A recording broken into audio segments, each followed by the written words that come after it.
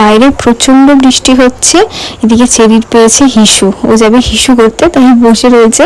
তাই ওর মাথায় না আমি একটা প্লাস্টিক বেঁধে দিয়েছি, এদিকে গা খালি, এদিকে মাথায় প্লাস্টিক বেঁধে দিয়েছি যাতে মাথাটা না ভেজে।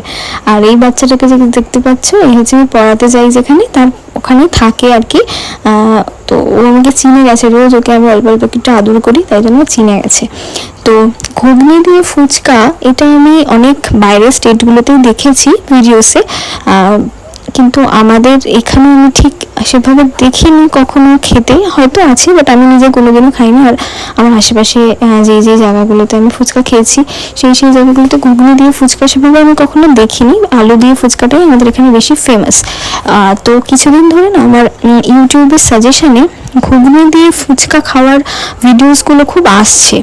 তো আমি দেখছি, দেখার পর আমার খুব ইচ্ছে হচ্ছে যে ঘুগনি দিয়ে ফুচকা কেমন হয় খেতে।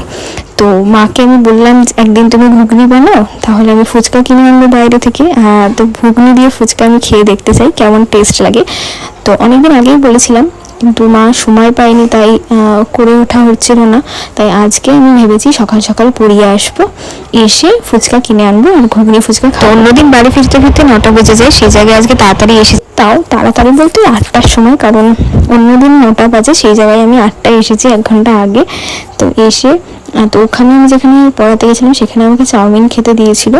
তো চাউমিন খেয়ে আমি ফুচকা কিনলাম। ফুচকার দোকানে বিশাল লাইন। 8টা থেকে 8:30টার সময় বাড়ি ঢুকলাম, বেরিয়ে ফুচকার দোকানে দাঁড়িয়ে 1 ঘন্টা আমার কেটে গেছে। তো এই যে এসে দেখি মায়ের ঘুগনি রেডি, আর আমি ফুচকাগুলো সাজিয়ে নিয়েছিলাম। আর ঘুগনিটা দেখেই খুব লোভ লাগছিল, আর সত্যি দারুণ টেস্ট হয়েছিল ঘুগনিটা। ফুচকা দিয়ে সত্যি ঘুগনি খুবই ভালো লেগেছে আমার।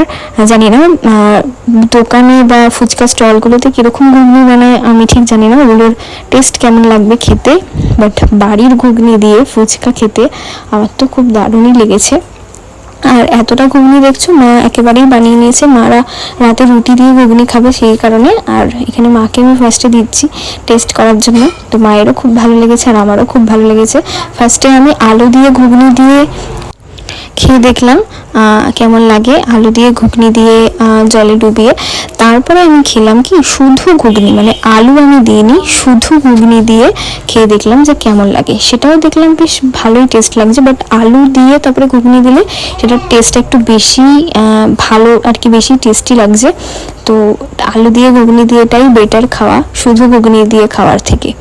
তো মাকে আগে খাইয়ে দিলাম, তারপরে আমি খাচ্ছি। তো এখানে না মা আজকে হঠাৎ ঠাকুর ঘরটা কি সুন্দর করে সাজিয়েছে, তো আমি ভাবলাম একটা ভিডিও ক্লিপ নিয়ে নিই, এত সুন্দর সাজিয়েছে যখন। তো তোমাদের যদি ভিডিওটা ভালো লাগে অবশ্যই লাইক কমেন্ট করে দিও, আর দেখা হচ্ছে নেক্সট ভিডিওতে। ততক্ষণের জন্য টাটা।